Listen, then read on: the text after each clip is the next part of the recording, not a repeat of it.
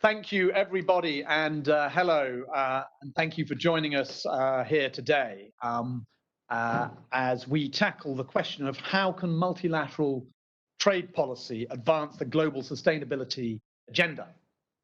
My name is Julian Braithwaite, and I'm the UK's permanent representative to the World Trade Organization and other international organizations here in Geneva. Today, I'm joined by an illustrious panel who I'll introduce shortly. First, we'll turn to a short video on how the UK is using our trade policy to advance sustainability. The UK is leading the way in addressing climate change as the first major economy to legislate our commitment to net zero emissions by 2050. And now we're using our independent trade policy to achieve this ambitious goal. As the hosts of the upcoming COP26, we want to raise global ambition to address climate change. By liberalising trade in environmental goods and services, we can drive low-carbon innovation and support businesses and consumers in reducing emissions. In 2020, we announced a new UK Global Tariff, which will make it easier and cheaper for businesses to import goods. The UK Global Tariff will accelerate our transition to net zero by eliminating tariffs on over 100 green products, such as wind turbine parts. Our aim is to support areas like renewable energy, energy efficiency, carbon capture, and the circular economy. Removing tariffs on wind turbine parts shows we can use trade policy to support in reaching net zero. The UK is the world's largest offshore wind market, with over 10 gigawatts installed, and rising. 70% of British electricity is predicted to be from low-carbon sources by 2030, and wind is a big part of that. Competitive deals in offshore wind have helped facilitate a steep drop in contract prices, which fell by over 50% over 2 years. By removing tariffs on wind turbine parts, we aim to further increase the competitiveness of this vital technology. The UK is eager to see other nations join in removing tariffs on green goods and clean energy products. Whilst the UK Global Tariff may be a small first step, we hope it will be a successful model to follow and build on. We look forward to working in partnership with businesses and governments around the world to achieve these aims, including through the WTO and at COP26. Together, we can harness the power of trade to build a stronger, greener global economy.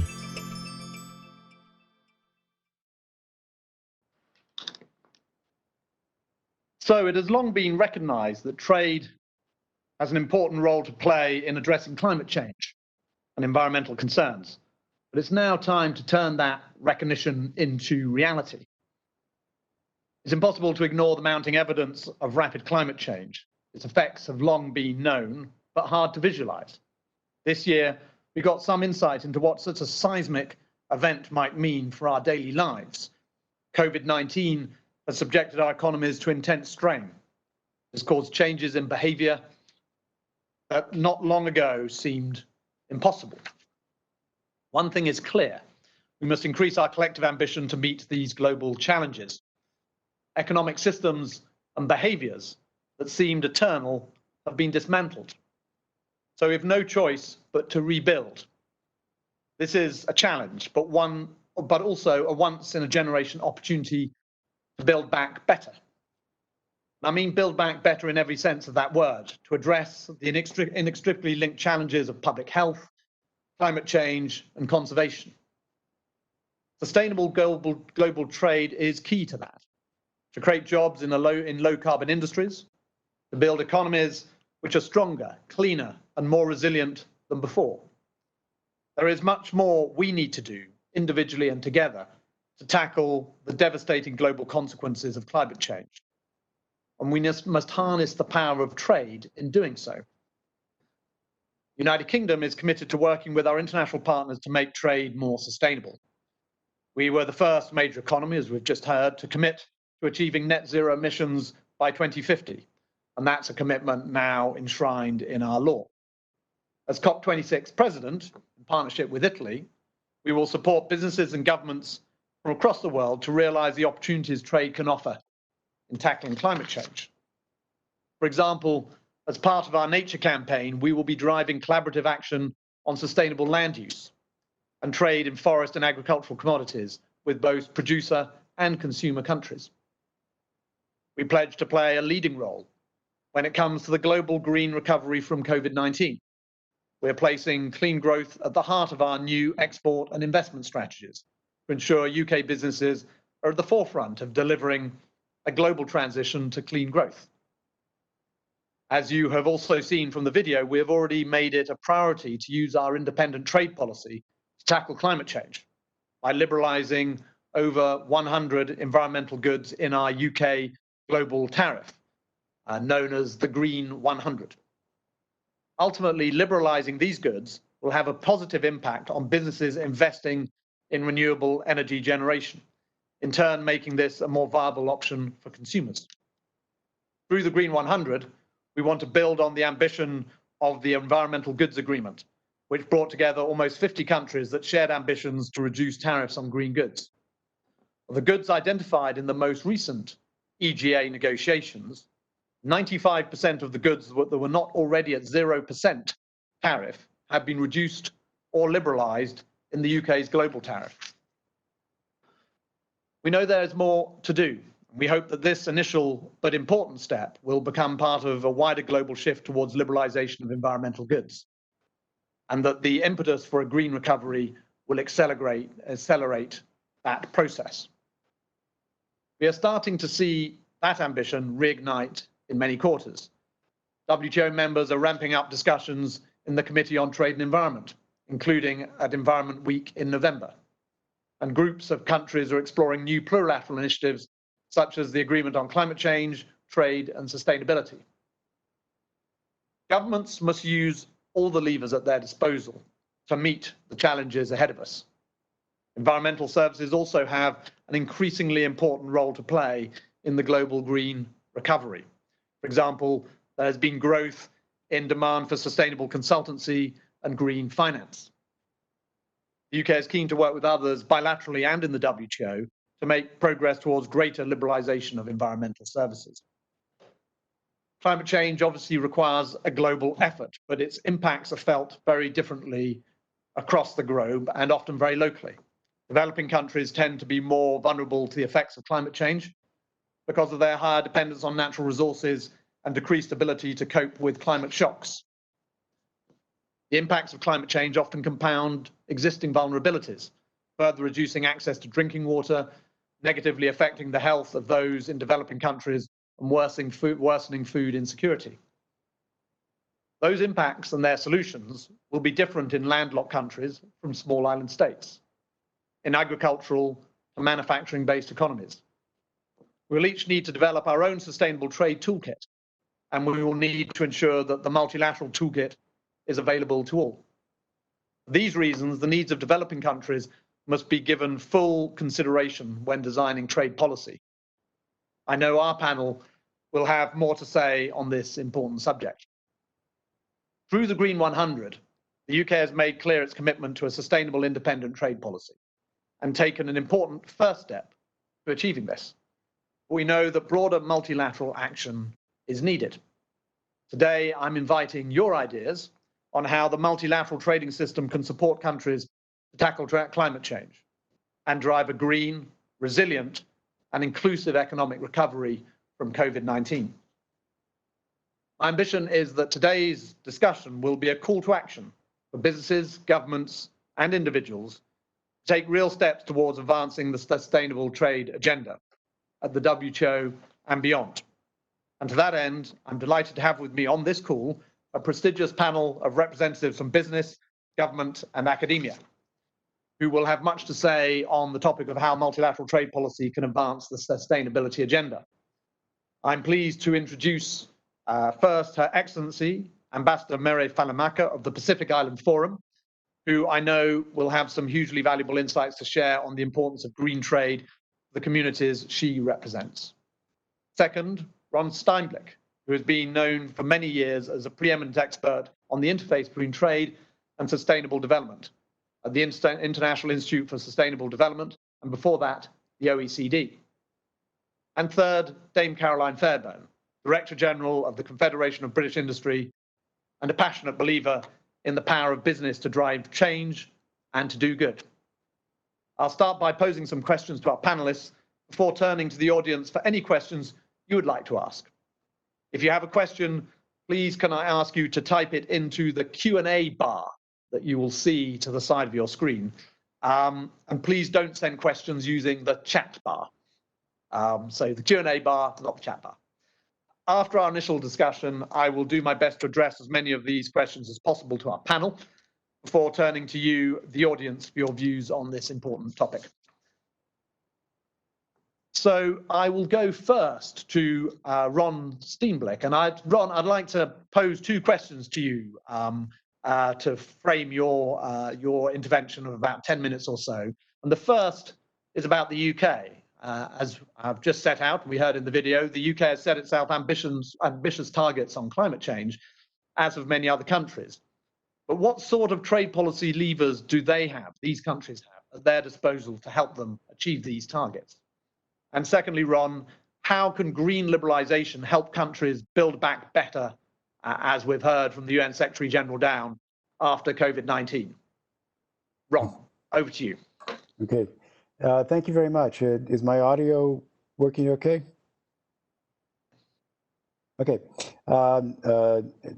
First of all, very pleased to be invited to speak in this session. It's a topic very close to my heart. Let me just start saying that the question in particular about how can liberalization have a positive impact on sustainable development, and it's useful to maybe first have a concept of what trade liberalization means. It, of course, originally was mostly focused on tariffs. There's still some work to do there, and then there's also a whole body of other policies that go into the general rubric of non-tariff barriers. And subsidies are sometimes thrown in that category, sometimes considered separately. And then, of course, there are various barriers to trade in environmental services, well, services in general, but here we're particularly interested in those that are important for the environment. Let me just get started with tariffs. Why is it important to reduce tariffs, liberalize tariffs on particularly environmental goods? And these are, when trade people speak of environmental goods, they're not speaking of necessarily of goods that are intrinsically environmentally preferable, although some of those maybe come under that list, but goods that are actually used for environmental purposes. So it might be generating electricity more cleanly, cleaning up water or treating sewage, insulating homes and reducing energy use, et cetera. So there's a wide range of environmental problems that environmental goods are supposed to correct. Of course, with climate change as one of the preeminent environmental issues at the moment, a lot of the focus on environmental goods and services has been on those goods and services that are important for addressing climate change. So that would include, of course, trade in technologies that are used that use renewable energy or just generally cleaner technologies, and ones that help reduce energy use, so energy efficient technologies. What may not be so well understood is that, or well known, is that tariffs on fossil fuels themselves are typically very low. They're zero or they're just a fraction of a percent in most countries. Why is that? Because most countries will have the idea that, or have had the idea in the past that fossil fuels are important for their economic growth, and that they're just shooting themselves in the foot by taxing them. So that's why they're generally already low. But that means that from a trade standpoint, fossil fuels already have a leg up on environmental goods, at least in some countries. Now, what the UK has done is almost unprecedented and very commendable, that it has reduced or eliminated tariffs on a very wide range of goods, as mentioned in the starting video. The one I would just, the two I would just note that I think they could still would like them to look at again is electric cars, which in fact were featured in the video, and bicycles. The tariff on electric cars remains at 10%, and on bicycles at 14%. Just throw that in as an aside. I'm not all that familiar with what kinds of non-tariff barriers exist in the UK. Certainly in other countries, they can be a problem for environmental goods. Examples would be standards or requirements for testing that are not that are duplicative or that don't conform with international standards. So there's a lot that the community can do to really encourage countries to basically establish international standards so that the cost of actually proving conformance to those standards is reduced. Subsidies is a big area and also something very close to my heart. We all know about subsidies to fossil fuels. Those are particularly important in developing countries where a lot of them underprice the price of electricity or of transport fuels. And if you're trying to export renewable energy equipment or energy saving equipment to those countries, it's made much more difficult by the fact that that consumers in those countries are not paying very much for their energy. There has been progress in that area, but there could be more. So then the question is, okay, how can trade improve the situation? I guess there's two parts to this. One is trade itself, and the other is what can trade policy do. So trade itself is, I mean, I tend to feel is generally a good thing. One thing that trade does is it puts competitive pressure on firms to innovate, and basically, if you have free trade, particularly environmental goods, then it reduces the cost for countries in responding to environmental challenges. When you one particular problem is something called local content requirements, where governments will support the development of renewable energy in their country, but then will say yes, but in order to qualify for the support, it has to be a certain percentage or all of the goods or services or both have to come from be domestically sourced. And one thing I've seen is that in some countries, the discussions on what percentage should be put on this, et cetera, has dragged on for years. And there have been huge missed opportunities during which the countries could have been importing and establishing wind turbine parks, solar panels, et cetera. But it's been held up because of internal debates over how much should that local content requirement be. Just stop there. But finally, in terms of what the trade policy can do, I'm very closely involved with the agreement on climate change, trade, and sustainability, which the ambassador mentioned. I think it's a great approach. It's an alternative to the approaches that were taken in the past, where it was really a top-down, the big countries first. In this one, it's really smaller countries that will get an agreement and then expand the membership out. I think that's worth trying. But ultimately, of course, we'd like to see multilateral approaches taken, and maybe someday these kinds of approaches can be taken up by the WTO. Thank you.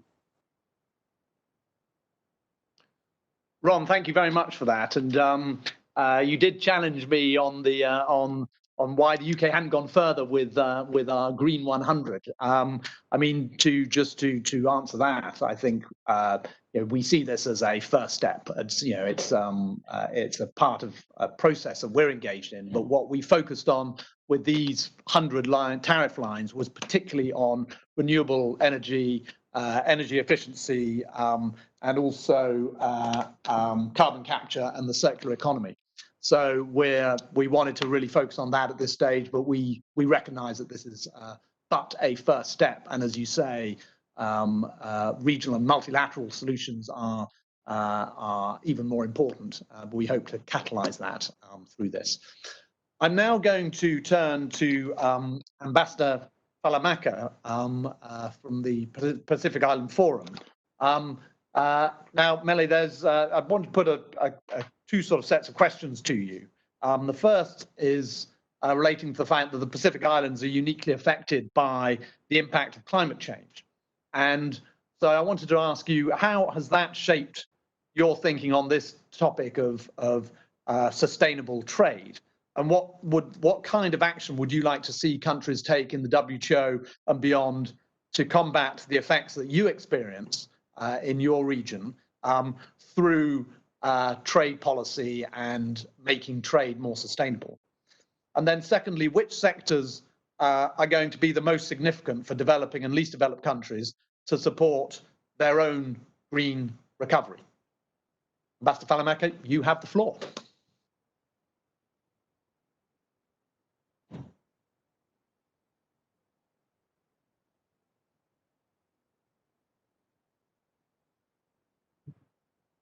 Thank you very much, Ambassador Braithwaite. And first of all, let me extend our appreciation on behalf of the Pacific Islands Forum Secretariat to be on this panel on a subject that is also very dear to the Pacific, the subject of climate change. As you know, climate change is indeed the single greatest challenge and an existential threat to the Pacific Islands. Both the slow onset of climate change and the increasing frequency and intensity of natural disasters faced by the Pacific Islands, like other small developing states, exacerbates these structural and economic vulnerabilities that affect our region. These vulnerabilities, of course, stem from the fact that we are a region of high trade costs, owing to our smallness and isolation, and the geographic fragmentation of our region, which make the Pacific Island countries uncompetitive in international trade. The second, of course, is the Pacific, like all small island states, consists of small open economies, dependent on a narrow range of exports, but which are susceptible to external economic, environmental, and other shocks like COVID-19 pandemic. In the midst of the preparations to combat COVID-19, 4 Pacific Islands were struck by Category 5 Cyclone Harold. A reminder that our region is on the front line of climate change in spite of the COVID pandemic. Environmental shocks brought on by natural disasters have significant and disproportionate effects on small economies like us. And one cyclone can wipe off up to 60% of GDP, as we saw with Cyclone Pam in Vanuatu in 2015. The economic devastation inflicted by Pam required 10 years to rebuild, and 5 years into rebuilding, Vanuatu was struck by Harold in April this year. The severity and regularity of these cyclones has therefore put the Pacific on a continuous cycle of rebuilding from disasters, and which is also contributing to increasing levels of deaths.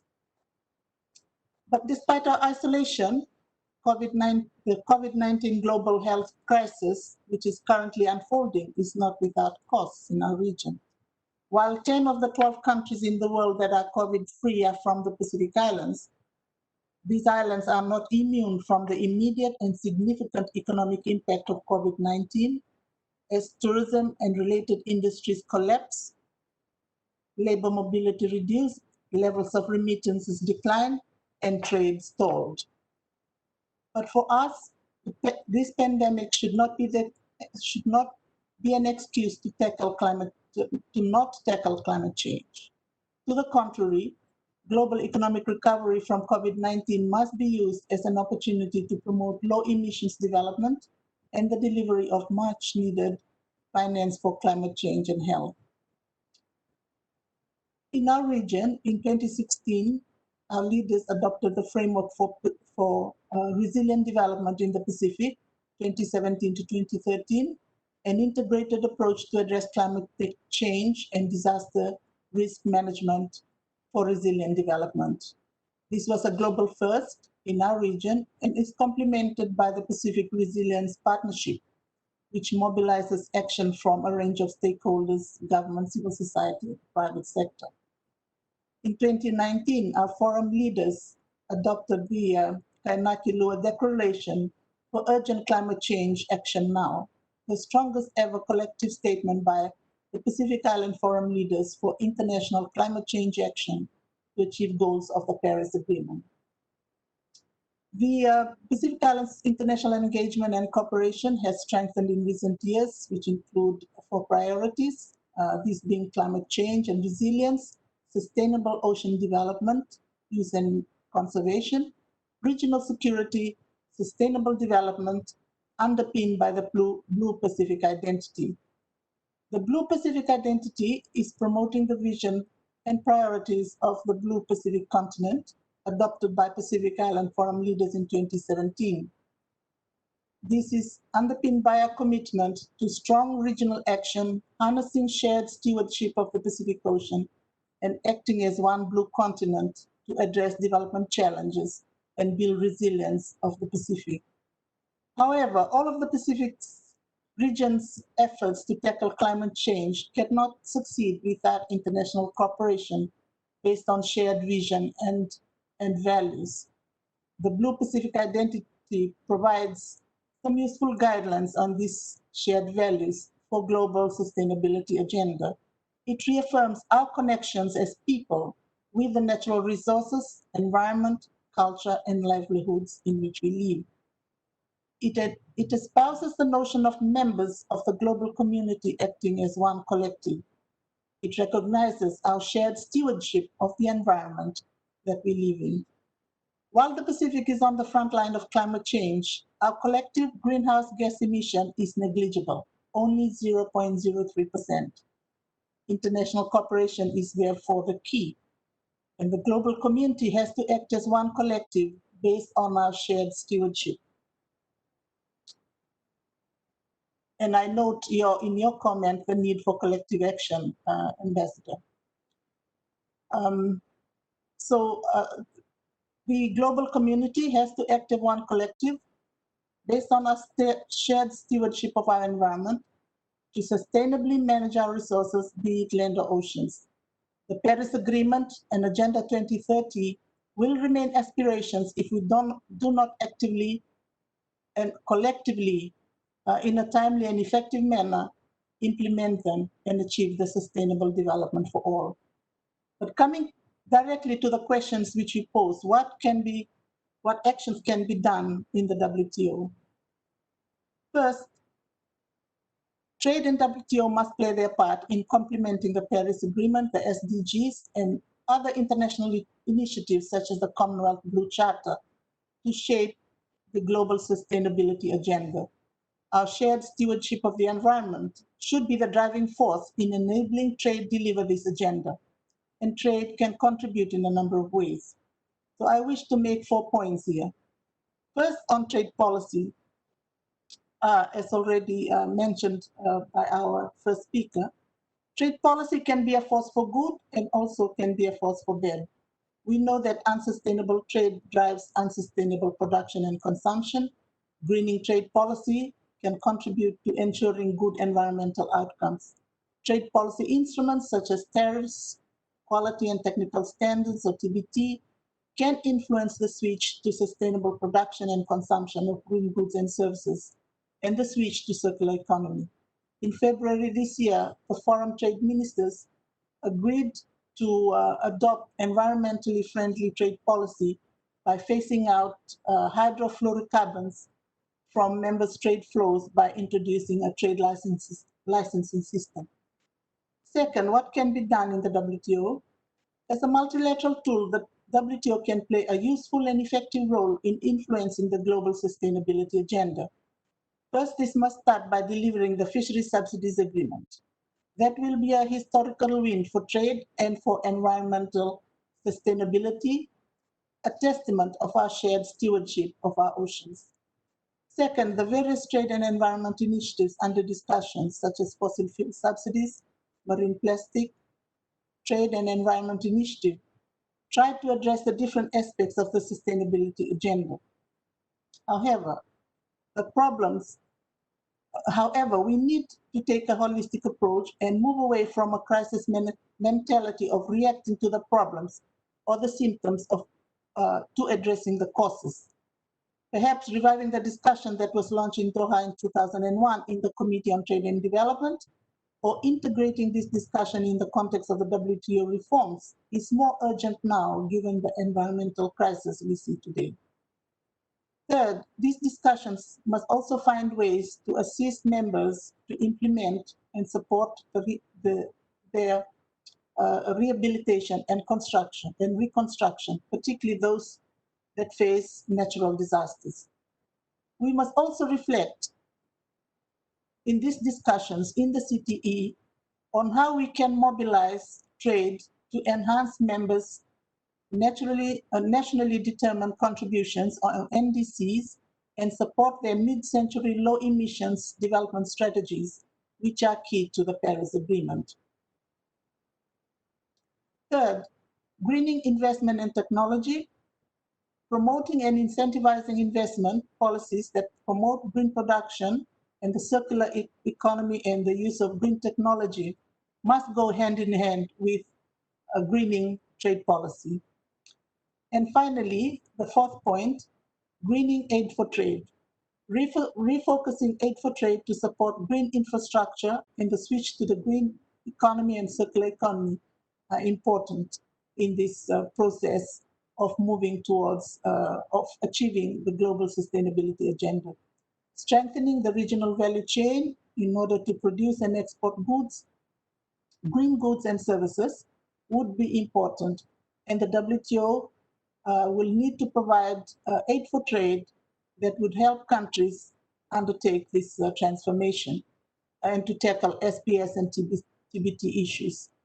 Building efficient and resilient infrastructure, including renewable energy and information, communication, technology, ICT, making them efficient and resilient infrastructure in the face of climate change would be important as building blocks for future economic development. I just wanted to come back to the presentation you made, Ambassador, about the UK, and it seems to me that the UK is far ahead of many developing countries. So the importance of ensuring that aid for trade assists developing countries in the transformation towards green growth would be really important. Thank you.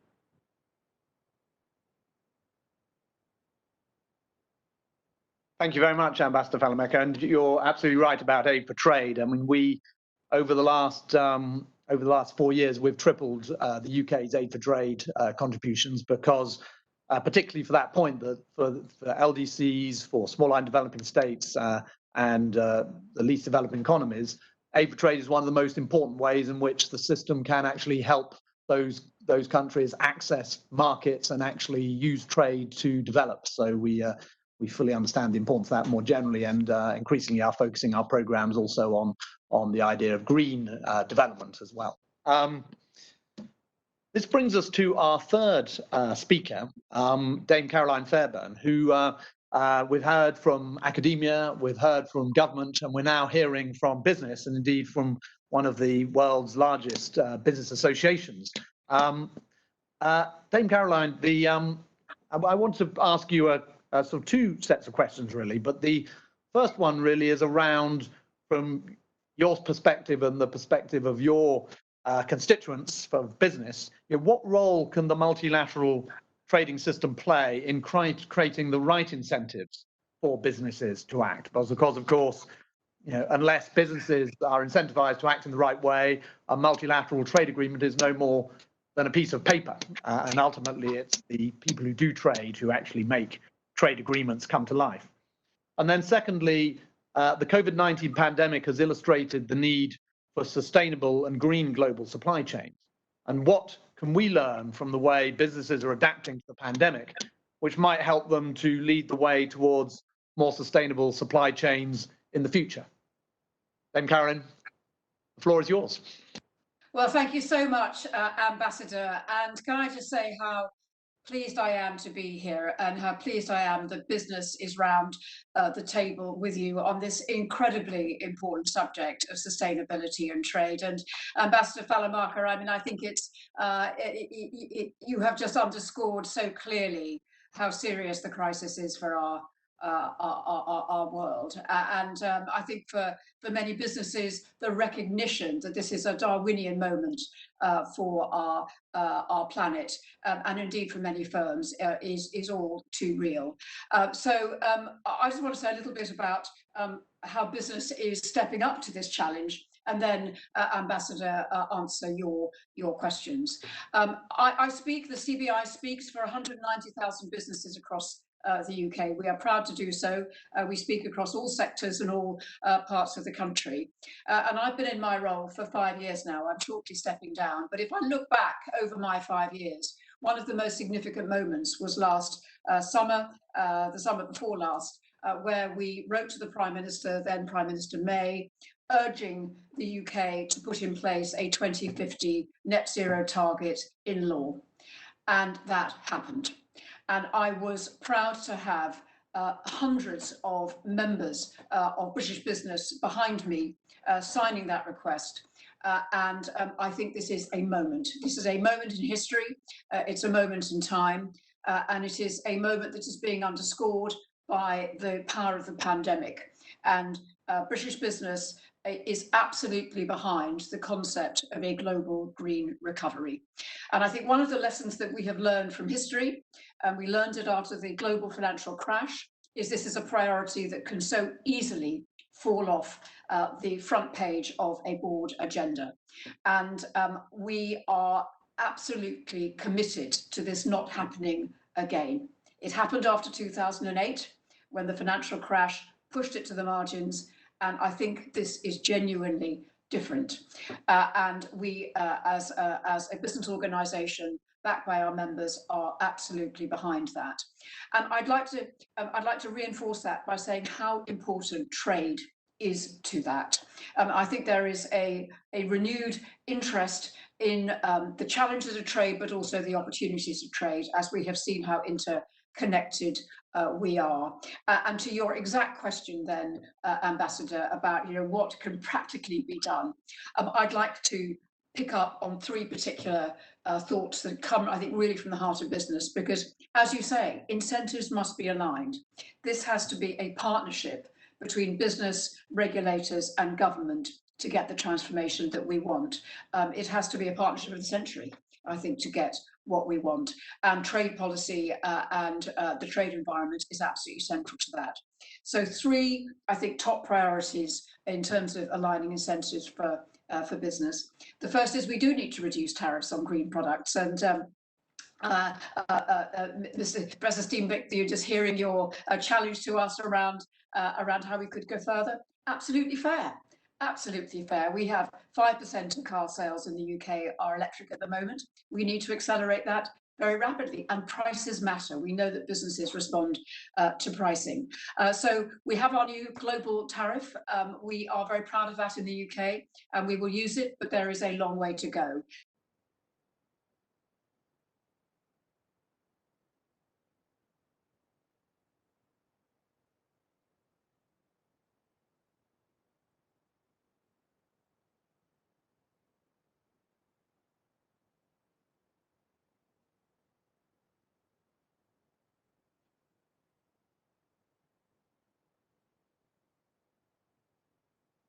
Caroline, I'm not sure if you can hear me. We can see you again on a different video, but can you hear us? I can hear you.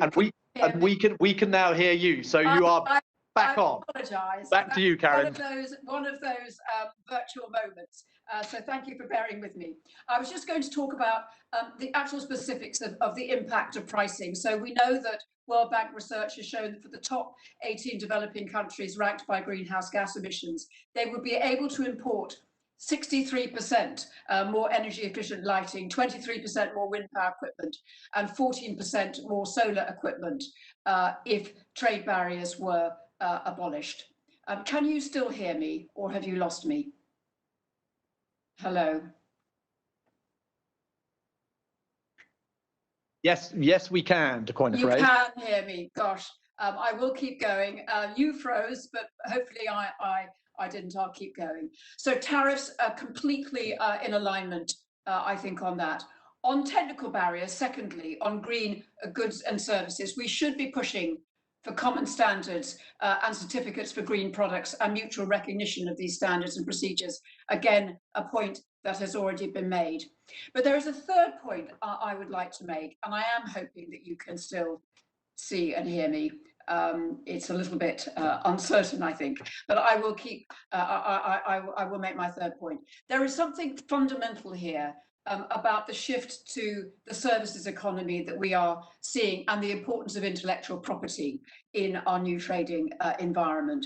So I think in trade policy, we need to be increasingly recognising the importance of the movement of talent to deliver services, engineering, maintenance, research students need to be able to travel, technology and patents need to be respected. And I think this is a really important new set of opportunities that we have in our multilateral trading world to recognise capital flows, flows of people. Our economies are changing before our eyes, and we need services as well as goods to be able to flow more freely in the world of sustainable energy.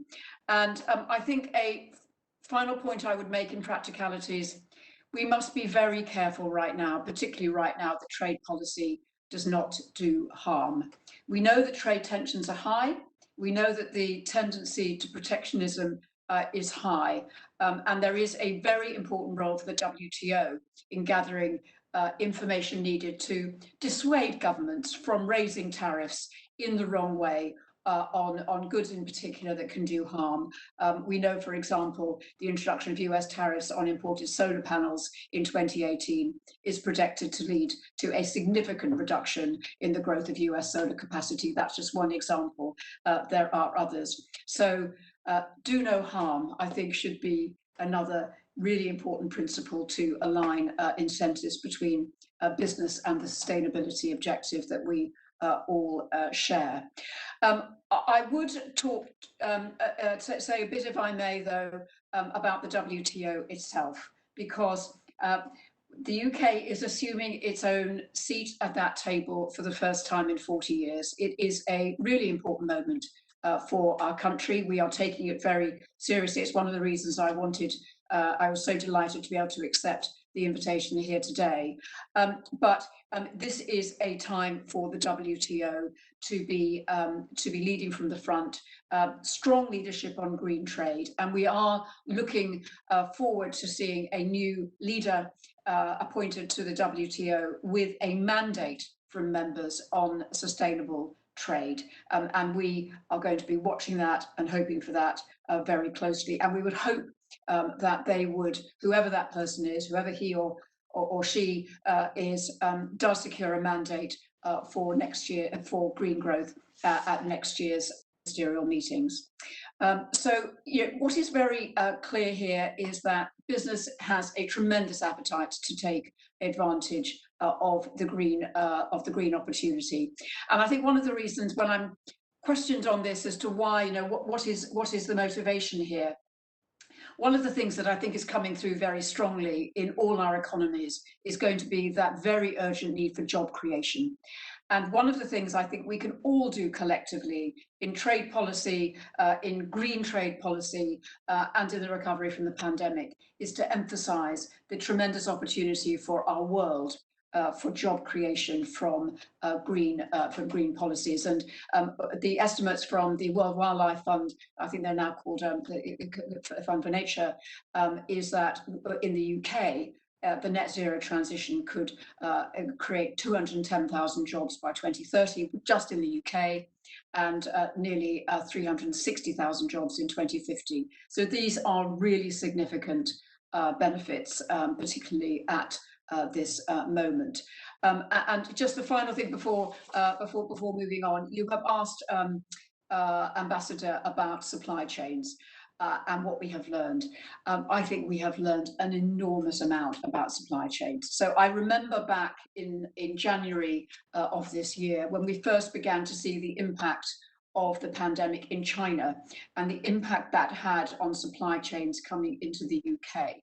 And the impact of that began to be felt in March. And then, of course, the shutdowns of industry in Europe began sort of buffering into the UK later in the summer, and we are still living with those tremendous supply chain challenges.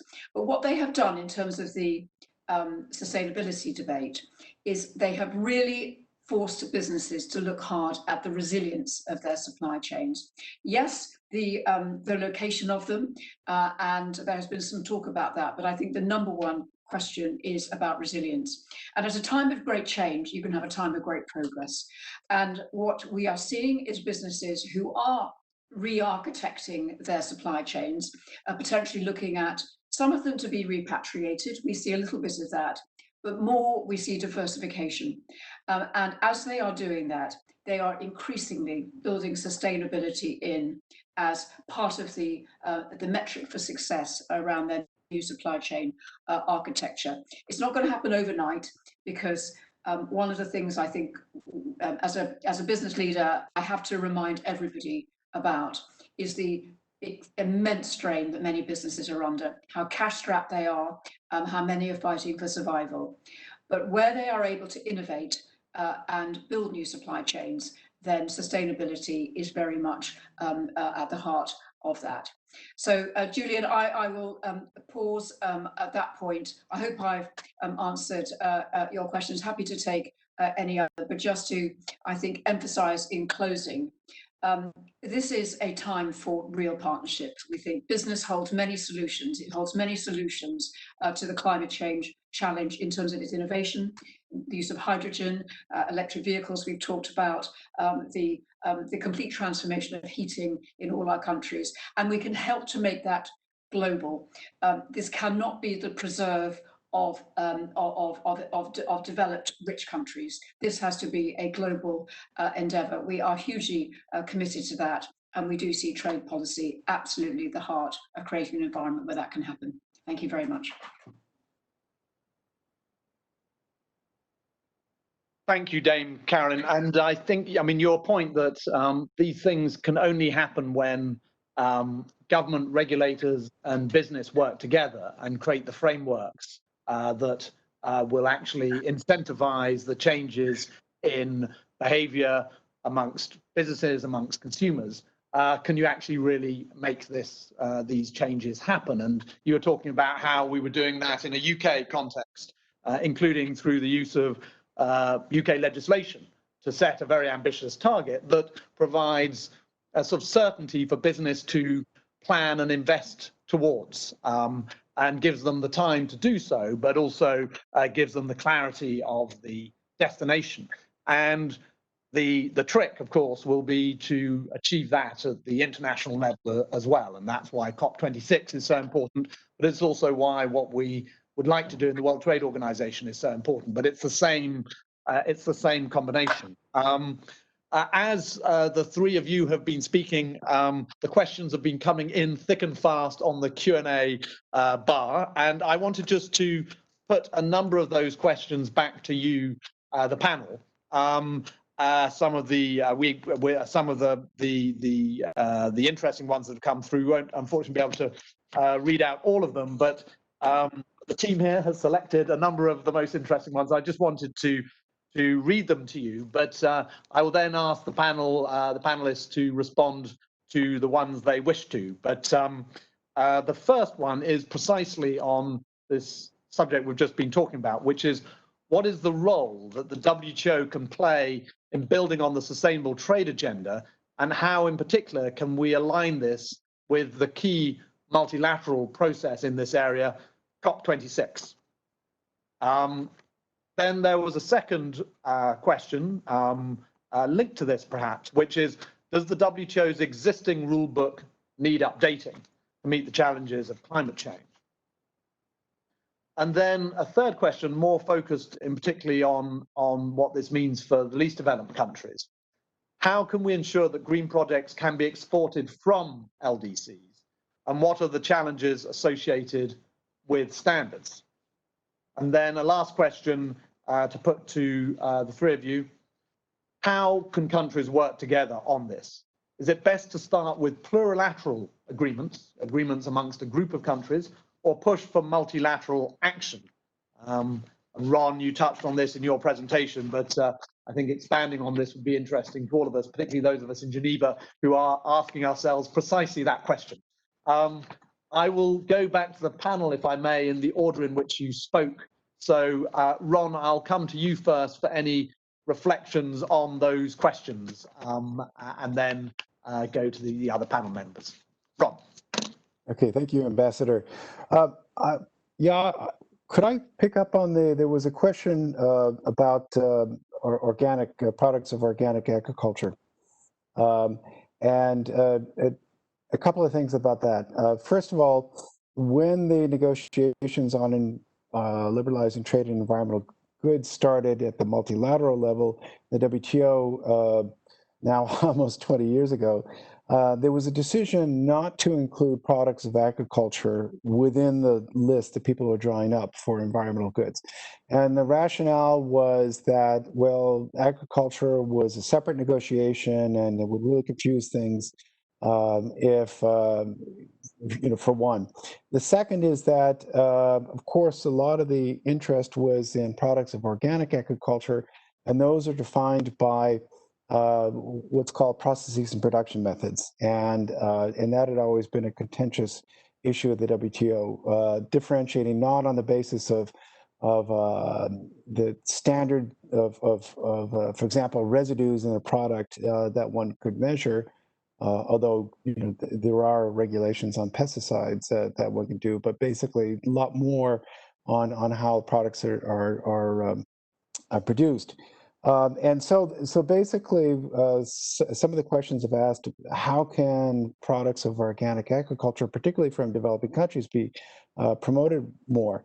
I think we are seeing more and more of these in the market, but a general issue has been that you have, particularly in the main importing countries, where you have consumers willing to pay extra for organic produce.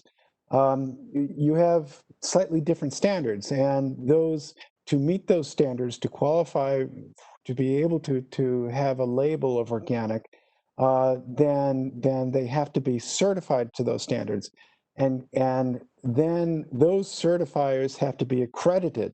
And in the early days, most of the accredited certifiers actually operated out of Europe, and so if a developing country exporter wanted to get certified, say producers in India or Nepal or whatever, they had to basically fly in people from Europe, and it was extremely expensive. Gradually, there were what were called there were agreements that recognize the domestic, like say the certification, the standards of Chile as being able to be met by being close to those of the EU, for example, and then people could be certified to that. But then, if they were certified to Chile, they weren't certified for Argentina. So there are all kinds of these barriers that add to the costs, and you just have to wonder if it couldn't be made more simple and be more internationally harmonized.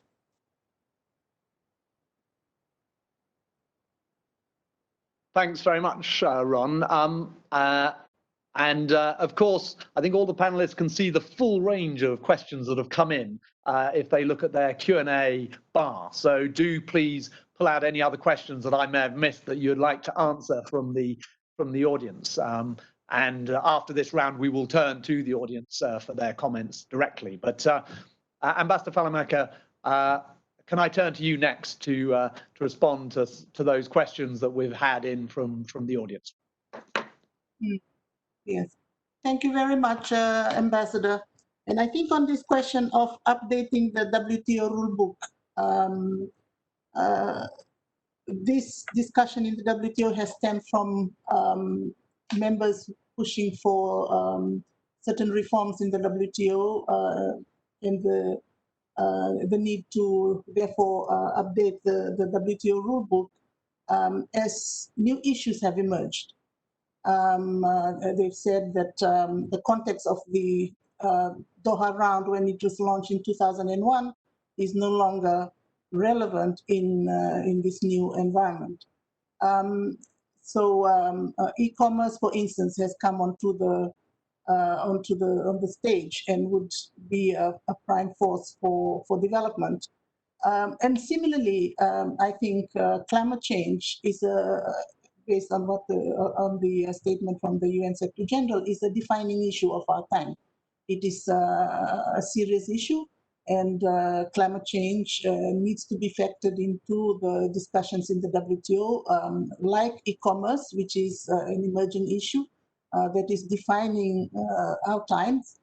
Climate change is also one of those pressing issues that we need to tackle. So I would agree that in that regard, climate change and trade and environment discussions in the WTO need to be included in any move ahead to update the WTO. On probably the second issue of plurilateral and multilateral, I mean, I think this is a debate that is going on in the WTO, and many developing countries are cautious about moving into plurilaterals because they're not certain about the impact that this will do to them in terms of the trade rules.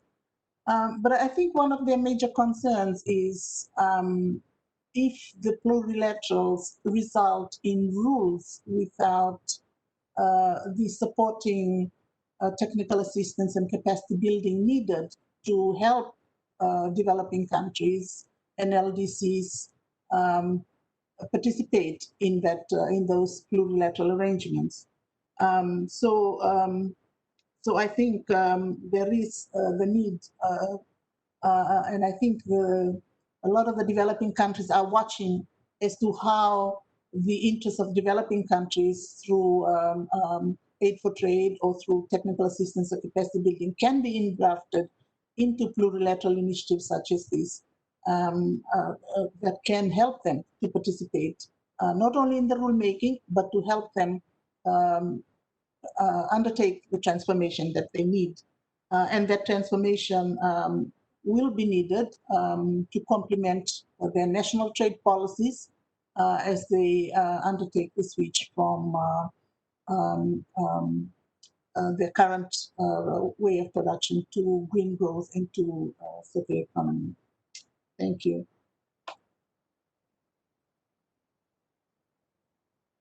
Thanks very much, Ambassador Falamaka. And I will now turn, last but not least, to Dame Carolyn to pick up on any of those questions as you see fit, or any of the other many interesting questions that have come into us from the audience.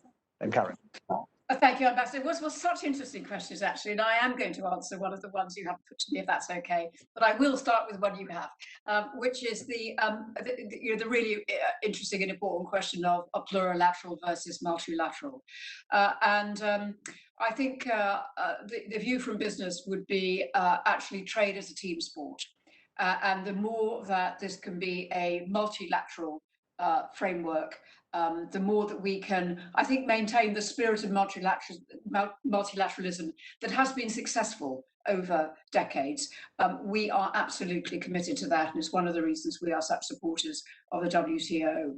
But there may be a role for plurilateral in the interest of pragmatism, because we do need leadership, we do need speed, we do need to accelerate.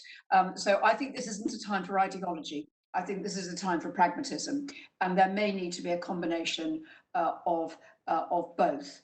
And that leads me to, I think, to answering a question that you haven't put to me, which is about sustainable consumption as well as about sustainable production, which I think is a really powerful point. I think it was implicit in some of the discussion that we've had today, but I would just like to add our support to the idea that we look very hard at, for example, the consumption of heating, the importance of environmentally sound homes, of the switching out. We have 26 million gas boilers in the UK. We think there is a tremendous opportunity around the retrofitting of those. So absolutely, in terms of our agenda, that is writ hard and high.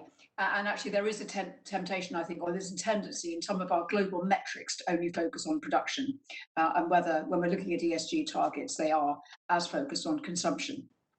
And then if I can finally just pick up on a point about the reform of the WTO. I won't get into some of the big, very challenging political reforms and the updating, but I would urge the WTO to really understand and get under the skin of digital innovation, because I think this is one of the absolutely transformative outcomes of the pandemic. It was there before, but there has been a condensing of digital innovation in the business community from years to months and even weeks.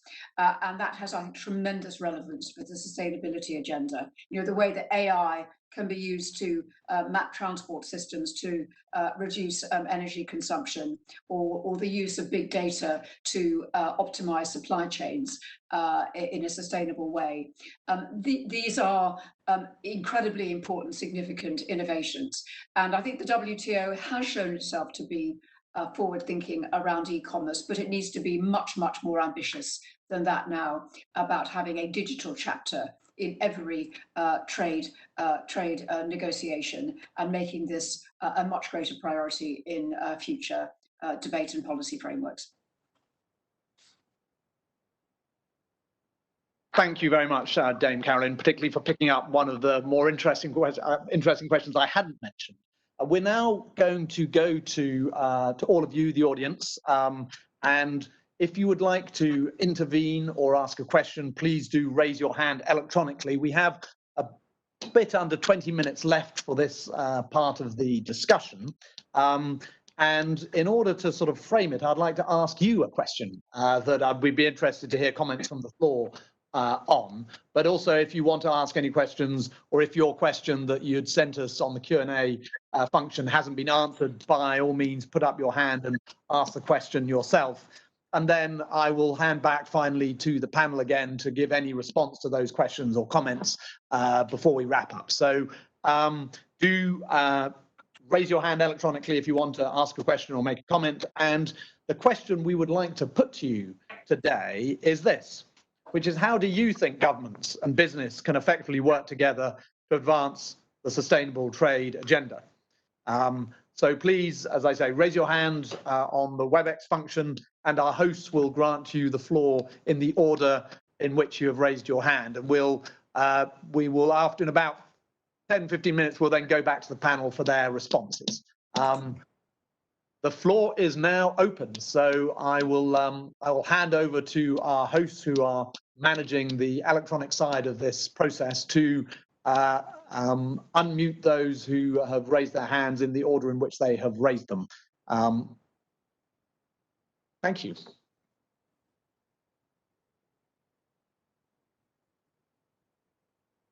Hello, everyone. So as we're now in the general audience discussion section, if you see in your participant box, you have a little hand there that you can raise if you have a question. And if you do so, we will absolutely give you the floor. So if anyone has a question they would like to pose or a comment, please go ahead. Just one further point of housekeeping, Juanita, just to all those in the audience. If you could just briefly introduce yourself, if only just your name, that will help particularly as the panelists are scribbling down notes to respond to your questions. So please do introduce yourself with your name or in any other way as you see fit when you ask your question. Thank you.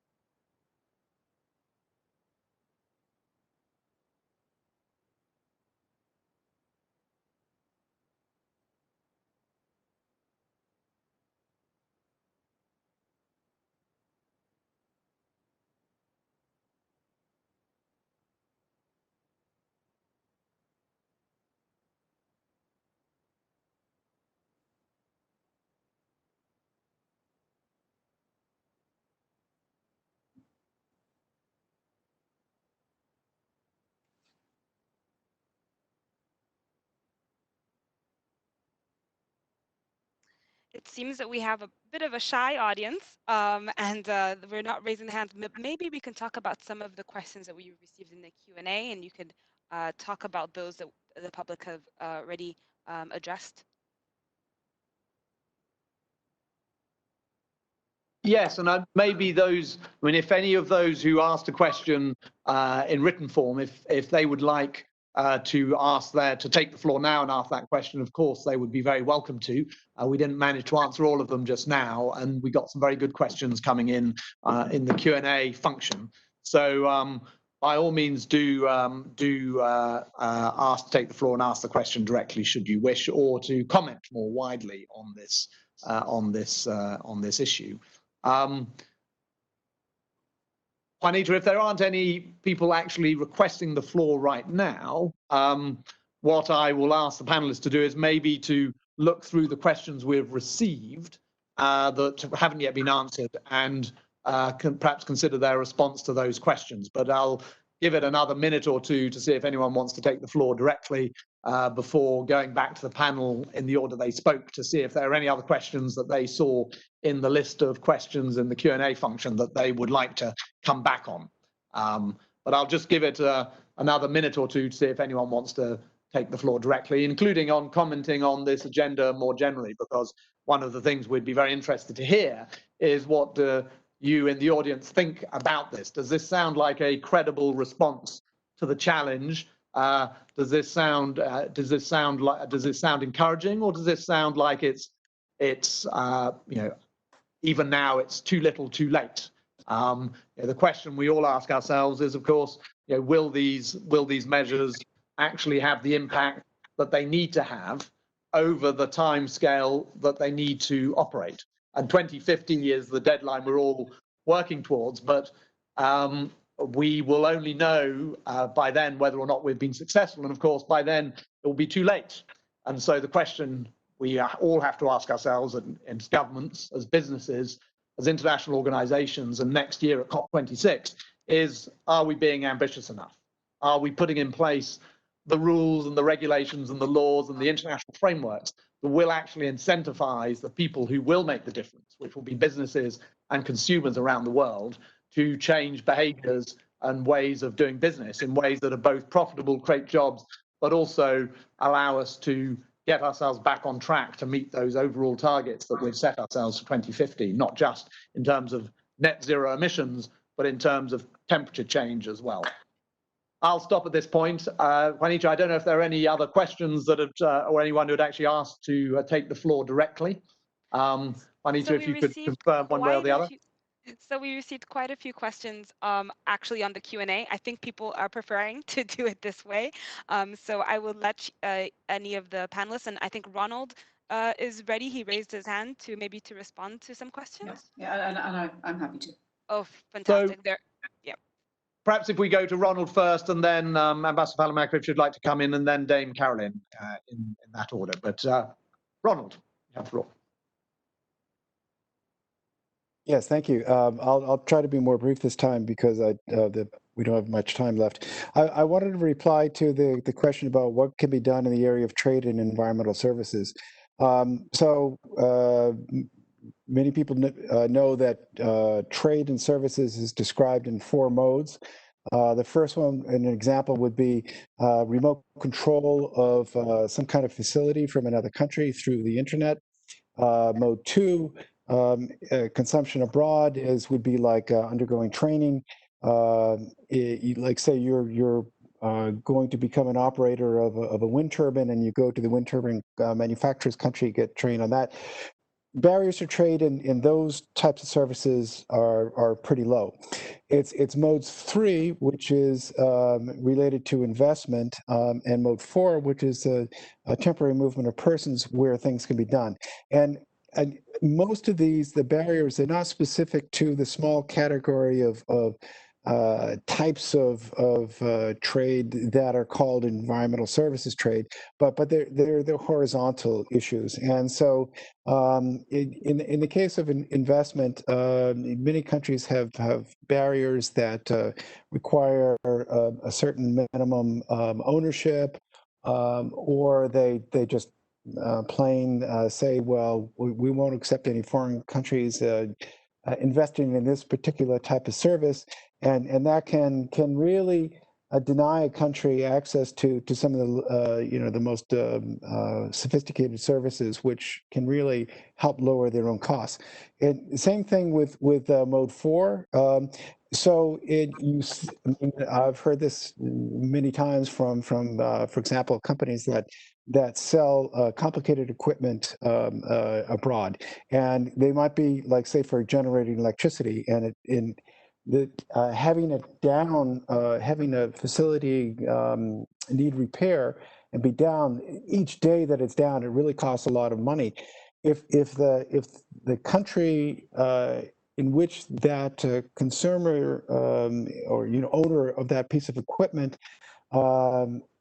has all kinds of really unnecessary barriers to like, say, a technician traveling from another country to do those repairs, it costs the operator of that piece of equipment a lot of money, and can be a deterrent to investment if in that country, if they feel as if they might have problems down the line and getting that kind of service quickly.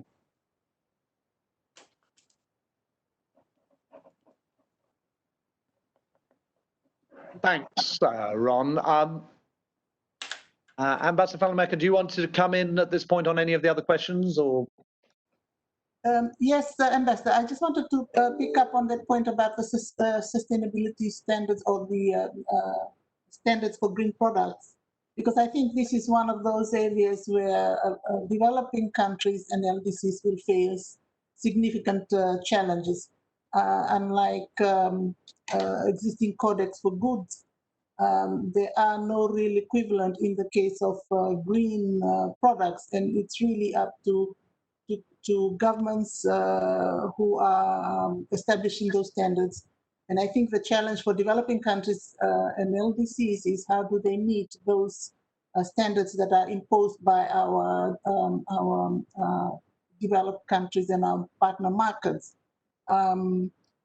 So this is one area, because this could very well result in a proliferation of different environmental standards, which would be difficult to police and also difficult to meet. There are certain movements, developments towards establishing voluntary sustainability standards by some companies, some countries. And therefore, I think the main challenge for developing countries trying to move and switch to green products and services would be how they would meet these standards, how they would certify these standards. Thank you. Thank you, Ambassador Fallenmaker. And turning to Dame Carolyn. Dame Carolyn. Thank you, Ambassador. Well, I'm going to try and address your question of, is it enough? Which is also, I think, one of the questions which is on the Q&A, which is really saying, this point about we need fundamental societal, systemic and transformative changes. Can the panelists speak briefly on the extent to which their suggestions align with this objective? I think that is absolutely the challenge. And I'm going to be really honest, I don't think it is enough yet. It's a long way from being enough when you look at the scale of the challenge. I think we've talked about some really valuable steps forward in this discussion, but one that I think is absolutely profound and perhaps missing and goes beyond the trade agenda is the importance for creating a stable planning framework for business to invest behind. This is whether you're a developing country or a developed country, doesn't matter. We've got the flag planted around a 2050 net zero future. That is fantastic, but we have not got stable enough plans behind which businesses can invest, whether it's trade framework or policy framework within each other's countries. And if that sounds negative, can I put the positive? The positive is when you do get that, innovation consistently over-delivers in terms of sustainability. Let me give you the example of offshore wind in the UK, when really strong government regulation alongside innovative private sector business created an offshore wind a sector in the UK that is delivering power at below £40 per kilowatt hour, a price that was seen as impossible even 5 years ago. Technology has consistently and over decades over-delivered in terms of sustainability, but it will only be invested behind if we have a stable energy framework, a stable set of pricing mechanisms, a trade environment that is understandable. It is good that we are focusing on consistent standards because that really helps. So I suppose I'd like to leave this very valuable conversation with this idea that if we all focus together on creating a stable environment, a plan to get us to the 2050 target, that is what I think will help to trigger the investment that we need, the societal changes that we want, and actually create a sense of optimism around this whole agenda, which I certainly myself do feel. So thank you very much to all of you, to all of the panelists. And I mean, Dame Carolyn, your point about a stable framework and the point about how the right frameworks have this extraordinary catalytic effect in terms of how technology and innovation responds to those incentives. I mean, we talk a lot about the free market, but all markets are created by laws and by regulatory frameworks. And by getting the right frameworks in place nationally, but also and crucially internationally, we can have these transformational effects. And that is what we will be seeking to do through the discussions here in the WTO. It's what we'll be seeking to do, obviously, most particularly at COP26 next year. But I wanted to thank the three of you in particular for your contributions today and for making this such a lively and interesting discussion, but also to thank the audience and for the excellent questions that you all gave us to consider for our discussion just now.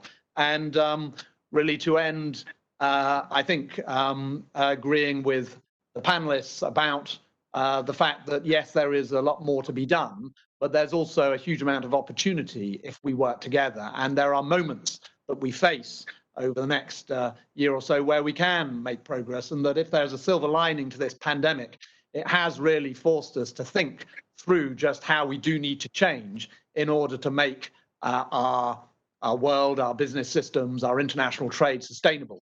And responding to the pandemic will actually also require us to respond in a way that's much more sustainable more generally. And that is hopefully the silver lining from what we're going through now. But to all of you on the panel, thank you very much. To all of you who were listening in and asking questions, again, thank you for your participation today. And thanks again, and have a very good afternoon, everybody. Thank you. Bye-bye. Thank you very much, Ambassador. Bye.